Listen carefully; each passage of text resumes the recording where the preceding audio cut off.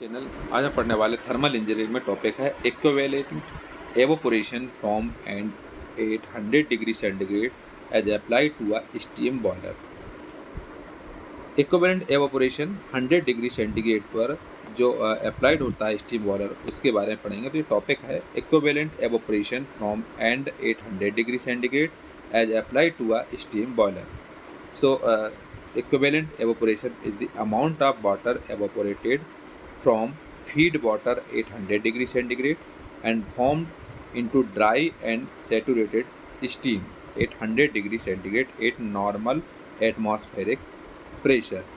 Equivalent evaporation जो होता है वो होता है अमाउंट ऑफ वाटर जो कि एवोपोरेट होती है 100 डिग्री सेंटीग्रेड के टेम्परेचर पर, ये ड्राई और सेचुरेटेड स्टीम पर 100 डिग्री सेंटीग्रेड के टेम्परेचर पर होती है और ये नॉर्मल एटमॉस्फेरिक प्रेशर होता है। It is usually return as from 800 degree centigrade the quantity of heat supplied by the boiler to each kilogram of steam is 2257 kilo joule under the above mentioned condition. तो इसमें ये condition बताई हुई है कि equivalent evaporation of 100 degree centigrade पर होती है। तो equivalent evaporation is the amount of water evaporated from feed water 800 degree centigrade and formed into dry and saturated steam 800 degree centigrade at normal atmospheric pressure.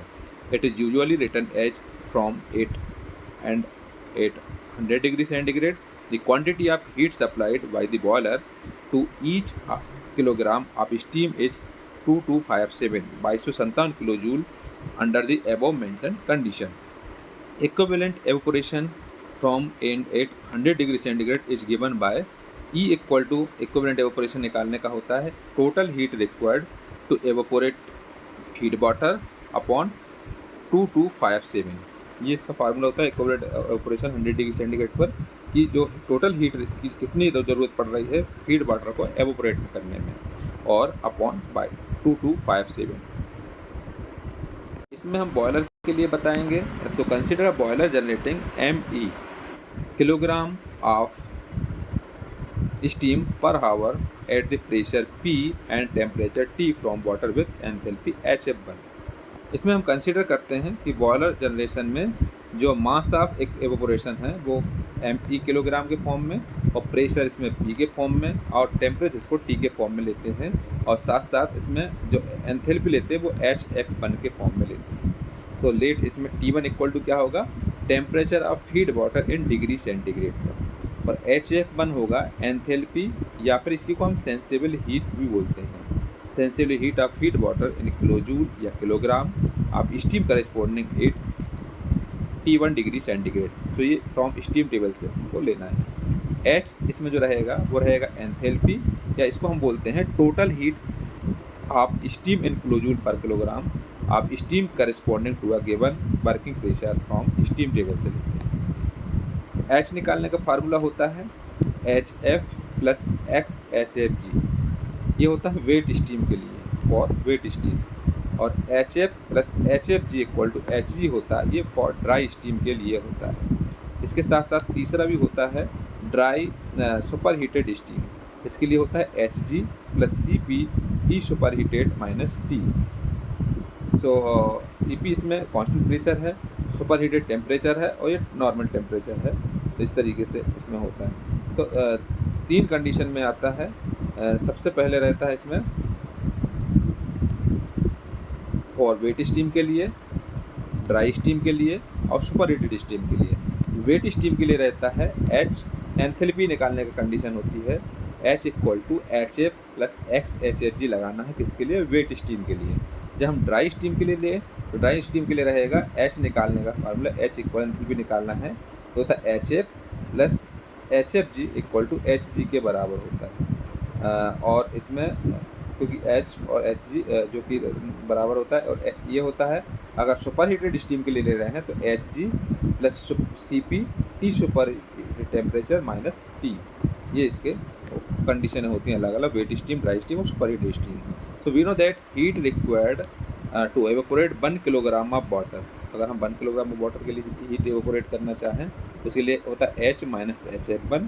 So and equivalent evaporation from and 800 degree centigrade पर, तो E equal to हो जाएगा ME और H minus HF1 upon 2257।